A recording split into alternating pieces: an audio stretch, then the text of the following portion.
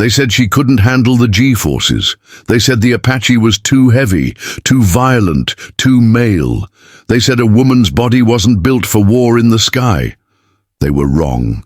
And in exactly 90 minutes, 200 American lives would hang on at that mistake. The desert wind howled across Fort Campbell like a warning from the future. A future that would soon be rewritten by a single pilot who refused to stay grounded. On the tarmac, beneath a sky bruised with the early morning, haze of the Syrian border, an AH-64 Apache Longbow stood like a predator waiting to strike. Its rotors were still, its weapons loaded, its sensors alive, and beside it, moving with the cold precision of a machine, was Chief Warrant Officer Brooklyn Scott. She didn't look like a legend. She looked like a soldier, 28 years old, average. Height, compact frame, dark hair pulled back into a tight bun beneath her helmet. Her flight suit bore no medals that screamed heroism.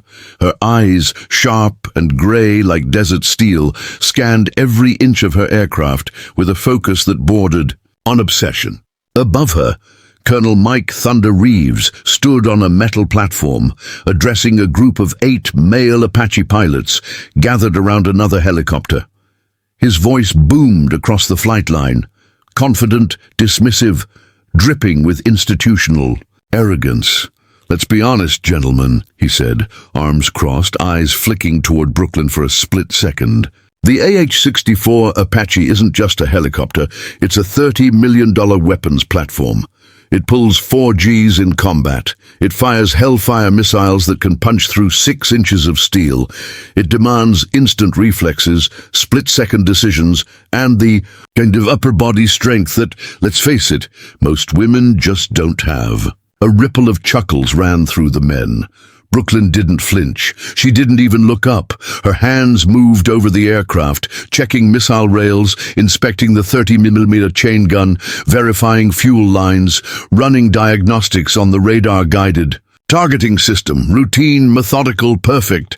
She had heard this speech before. Not just today, not just this week. For the last 6 months since she became the first woman assigned to the 1st Battalion, 227th Aviation Regiment's attack squadron, she had been measured, doubted, mocked, and undermined. Not for her flying, not for her scores, not for her training, but for the simple fact of her gender. And yet here she was, still standing, still flying, still preparing. Captain Dave Morrison, the squadron's top-scoring pilot and self-proclaimed king of the sky, smirked as he adjusted his helmet. "Flying an Apache in combat is like wrestling a dragon while solving calculus problems," he said, glancing toward Brooklyn. "Some people are just built for it, others aren't." Brooklyn finally paused. She looked up. Not at Morrison, not at Reeves, but at the Apache. And then, quietly, so only the machine could hear, "You and I both know what we can do." Fort Campbell wasn't just a base, it was a fortress of steel, sand, and silence. Nestled near the Syrian border, it served as a forward operating hub for U.S. peacekeeping forces, embedded in a volatile region where alliances shifted like desert sands. The 227th Aviation Regiment was the tip of the spear, an elite unit, trained for rapid response, precision strikes, and air dominance over armored warfare. Their weapon of choice, the AH-64 Apache Longbow, a twin-engine, radar-guided fire-and-forget killing machine capable of obliterating tanks from miles away. And yet, despite all its firepower, the Apache had never faced a true test. Until today.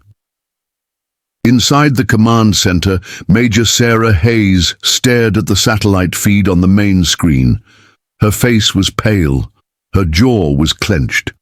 The red alert light pulsed like a heartbeat. "Scramble all aircraft," she ordered, voice cutting through the room like a blade. "Enemy armored battalion approaching FOB Alpha. This is not a drill." The room exploded into motion. Sirens wailed. Lights flashed. Pilots sprinted toward the hangars. Ground crews scrambled to arm helicopters. The calm of morning shattered into the chaos of war. On the tarmac, Reeves turned to Haze. "How many Apaches are combat ready?" 7, she replied. Fully armed, mission capable. Reeves nodded, then paused. And Scott? Haze hesitated. She's ready. Her bird is armed. And fueled. Reeves exhaled sharply. Ground her. What? Haze snapped. Sir, we need every pilot we've got. The intel says we're facing a coordinated assault by a professional enemy force, Reeves interrupted. They've got T-80s, BMPs, mobile SAM sites, electronic jamming. This isn't a training exercise. This is tank on tank. Warfare from the air. I need my best, my most experienced, not a woman who's never seen real combat. Haze wanted to argue, but Reeves was her superior, and in the military, chain of command is law. Meanwhile, Brooklyn was already in the cockpit. Her fingers danced across the control panel. Systems check, fuel optimal, weapons armed, radar active, engines primed. Through her helmet-mounted display, the tactical map unfolded, a red swarm of enemy vehicles, 60 strong, moving like a serpent across the desert toward Fob Alpha. 60 armored vehicles, 1 American base, 200 soldiers, 0 heavy anti-tank weapons. The math was simple, the odds were impossible, and the only thing standing between those soldiers and annihilation was 7 Apache helicopters. Brooklyn keyed her mic. Sir, my aircraft is fully mission capable. American soldiers are going to die if we don't launch every available helicopter. Reeves stormed toward her bird, his face red. Negative, Scott. Return to standby. You are not authorized for combat operations. Brooklyn didn't respond. Instead, she flipped the final switch. The twin T-700 engines roared to life. The rotors spun faster. And before Reeves could stop her, the Apache lifted off the ground. Not with hesitation, not with defiance, but with purpose. Scott, return to base immediately! Reeves' voice screamed through the radio. You are not cleared for this mission. You will be court-martialed. Brooklyn's voice, calm as a winter lake, replied, Negative, sir. American soldiers are about to die. I'm not staying grounded. And with that, she banked south, hugging the desert floor, vanishing into the dust. The other 6 Apaches had already launched, forming up in 3 flights, Alpha, Bravo, and Charlie. They approached from the north and east, the standard attack vectors, predictable, professional, doomed, because the enemy was ready. Through her longbow radar, Brooklyn watched the battle unfold in real time. Alpha lead. Taking heavy fire. SAM sites are active. Bravo 2. I'm hit, losing hydraulics. Charlie lead. We're being jammed, can't maintain target lock. The mission was falling apart. The enemy had deployed a layered air defense network, mobile SAM, launchers, radar-guided anti-aircraft guns, electronic warfare units scrambling signals. They had anticipated the Apache attack. They had prepared for it. And the U.S. pilots were walking into a trap. But Brooklyn wasn't walking into anything. She was hunting.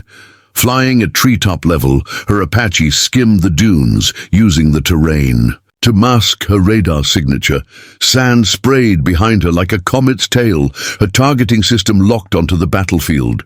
60 enemy vehicles, 1 Apache, no backup, no permission, no fear. Her first Hellfire missile fired silently. It streaked across the sky, invisible, unstoppable. Boom. The lead SAM launcher erupted in flames. Gap in the air defense umbrella created. Before the enemy could react, her second missile was away, this time targeting the command tank, the vehicle that coordinated the entire formation. Boom! Chaos erupted, tanks scattered, radios crackled, orders were lost. Brooklyn didn't. Wait, Missile 3. SAM site eliminated. Missile 4. Second SAM site destroyed. Missile 5. Communications truck vaporized. Missile 6. Command relay vehicle gone. The enemy was blind, deaf, leaderless, and still they didn't know where the attack was coming from. Brooklyn was a ghost, appearing, striking, vanishing. Her 7th missile hit a fuel truck. The explosion was massive, flames engulfing. 3 nearby BMPs, 8th missile ammo carrier, secondary detonations ripped through 2 T-80 tanks, 8 kills, 3 minutes, and she hadn't even broken a sweat. Now she switched to her 30mm chain gun. The cannon roared to life, spitting, armor-piercing rounds with surgical precision. First gun run, 3 BMPs.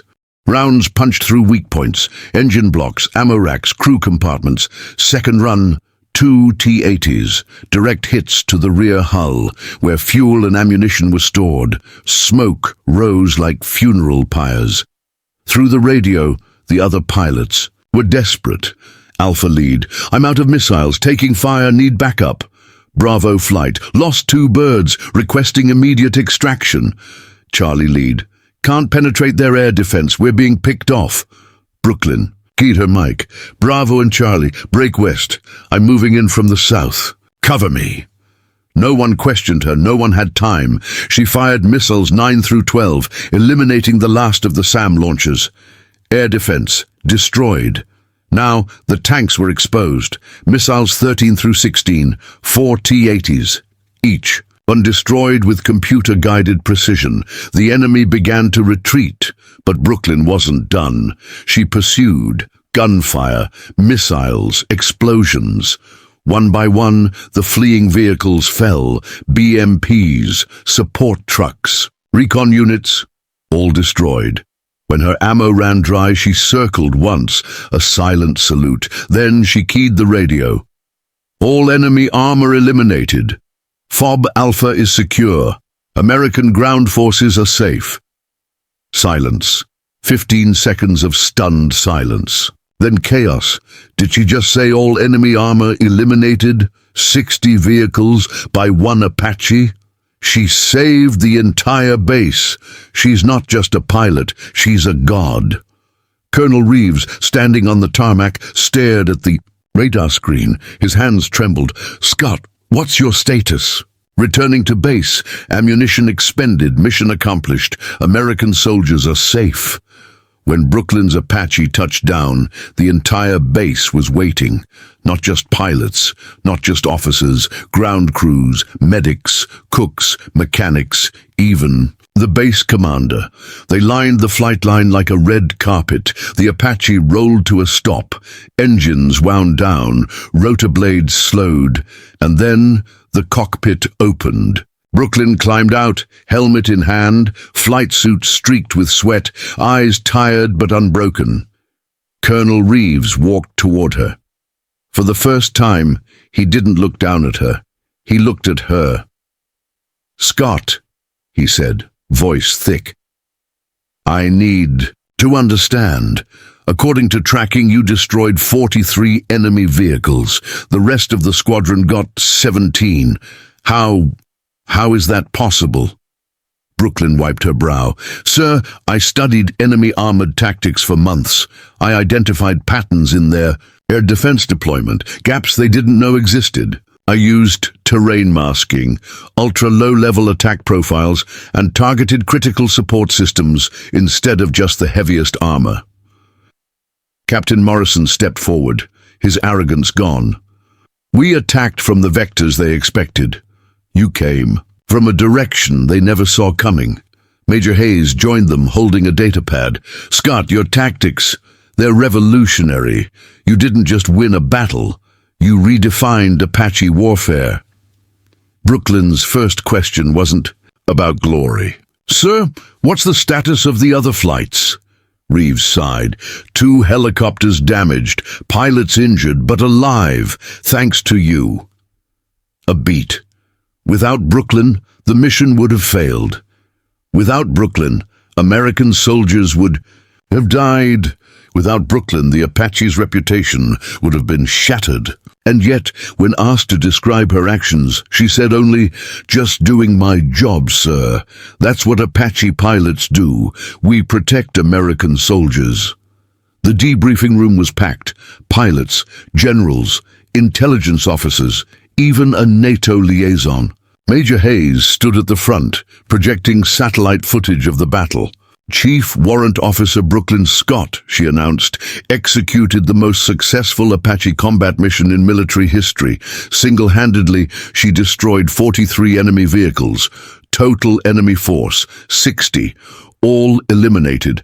American casualties, 0. Gasps filled the room. Haze continued, the enemy formation used a defensive pattern considered impenetrable by current doctrine, overlapping fields of fire, radar coverage, mobile SAMs, and yet Scott found a gap in the southern approach that no one else saw. She pointed to the screen. She used terrain masking to avoid detection. She eliminated air defenses first. She disrupted command and logistics. She turned their strength into weakness. Colonel Reeves stood up. Scott, he said, voice trembling, I owe you an apology, not just for grounding you, for doubting you. You didn't just prove you can fly the Apache in combat. You proved you're the best Apache pilot we have. The room erupted in applause. Critics, mockers, doubters. Now they stood and clapped. Chief Warrant Officer Jackson, who once said, "Women don't belong in attack helicopters," rose slowly. "Ma'am," he said, "I was wrong. What you did today, it's beyond anything I thought possible." Brooklyn smiled, the first real smile in months. "Thank you, sir. I won't let the team down." But they already knew she wouldn't. Within weeks, Brooklyn was promoted to Chief Warrant Officer 4. She was placed in charge of Apache tactical development for the entire U.S. Army. Her combat manual, Advanced Apache Combat Operations. Terrain masking and precision engagement became mandatory reading. The Scott approach entered military lexicon, referring to ultra-low-level, high-precision attack profiles. A new training facility was built at Fort Campbell. The CHE, Viper School, female pilots once relegated to transport roles were now being fast-tracked into attack squadrons. 2 years later, Brooklyn was promoted to major and given command of the Desert Vipers, the Army's first all-female Apache squadron. They became the most requested combat support unit in history. 18 missions, 18 victories, 0 losses. And Brooklyn, she became the youngest recipient of the Distinguished Flying Cross with valor, not just for one mission, but for redefining what was possible. International delegations came to study her. Allies begged for her training programs. Enemies studied her tactics and still couldn't stop her. The woman who didn't have the upper body strength had become the most decorated helicopter pilot in U.S. Army history. And her response to the doubters, not a word, just 60 enemy vehicles destroyed, 200 American lives saved, one impossible mission completed. Years later, when historians write about the greatest combat pilots of the 21st century, one name will rise above all, Brooklyn Viper Scott, not because she was a woman, but because she was the best. She didn't break the glass ceiling. She flew through it at 200 knots with missiles locked and eyes on target. The Apache wasn't built for her. She was born for the Apache. And on that day in the Syrian desert, she didn't just prove that women could fly attack helicopters. She proved that true warriors are defined not by gender, but by courage, skill, and the will to protect those who cannot protect themselves. Colonel Reeves kept a map in his office. 60 pins, each one marked an enemy vehicle destroyed. Underneath, in his own handwriting, "She flies like the helicopter was built for her." And somewhere, high above the desert, the wind still carries the sound of rotors and the legend of the Viper.